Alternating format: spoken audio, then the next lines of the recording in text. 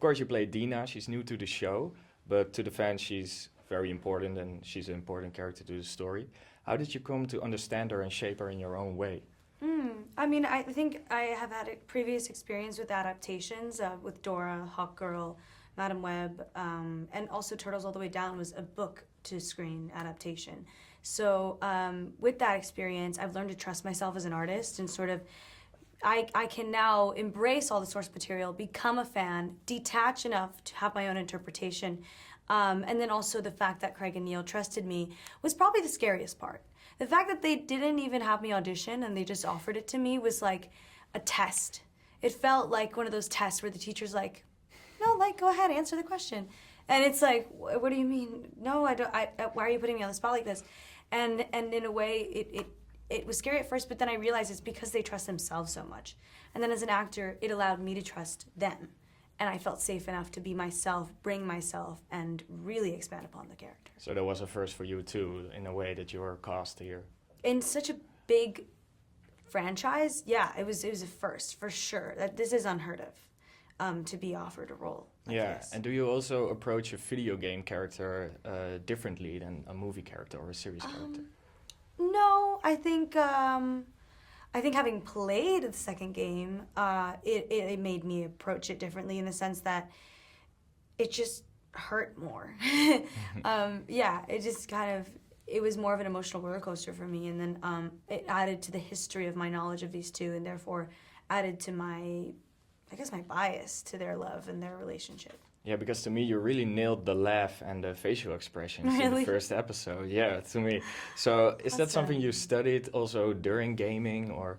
I think with a lot of us, the things that we portray as people and we think are our own, like our personalities and the way we see the world, is actually all a collection of the people we've loved and the things we've loved and a subconscious absorption of it. So I think a lot of my work is subconscious, and again, I just have to trust myself, trust the universe and divine timing. And, eventually I met Shannon Woodward, who portrayed Dina in the game. And it is crazy how we have similar idiosyncrasies or approaches to life, and how our romantic love lives are somewhat they mirror each other in a way. It was really fascinating. Wow, yeah. Yeah. And there's also a lot of emotion, love, and struggle, of course, in Dina's relationship with Ellie. How did you build that with Bella? I mean, it was difficult because we didn't have time to build the relationship. We were kind of thrown into it. It all happened really, really fast. And so the first day on set, which was day 0, was our first time acting together ever. So it was really interesting and again, quite unheard of. I'd never done it before. I'm used to so many auditions and so many callbacks, and you might not even get it at that point. So to just be thrown into this and kind of know that the value that you bring to the character is less in your individual approach and more so in the group approach and the combination of the chemistry you have was scary. But Bella made it such an ideal environment. I called Bella before we even started the filming process just to ask, what is the vibe on set? What's the energy? What should I expect? What should I fear? How should I prepare? And Bella was so transparent and so helpful, and never was gatekeeping any information that would have been valuable to me. And I really needed that, and I really, really appreciated that. Oh, wow, that's so lovely. Also, you starred in Alien Romulus.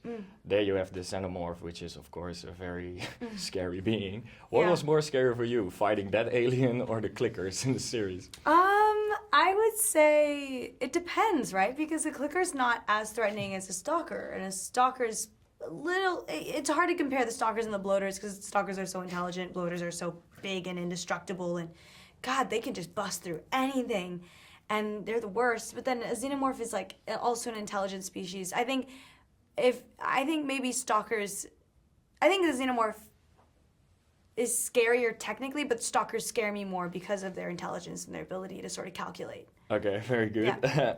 Did you take anything with you from the set? Did you keep something? I did take Dina's Hamza hand bracelet. Yeah. Okay, and if any one of the cast would survive in the Last of Us world, which would survive the longest? Who would? Yeah, I would say either young Mazzino or Gabriel Luna. Yeah.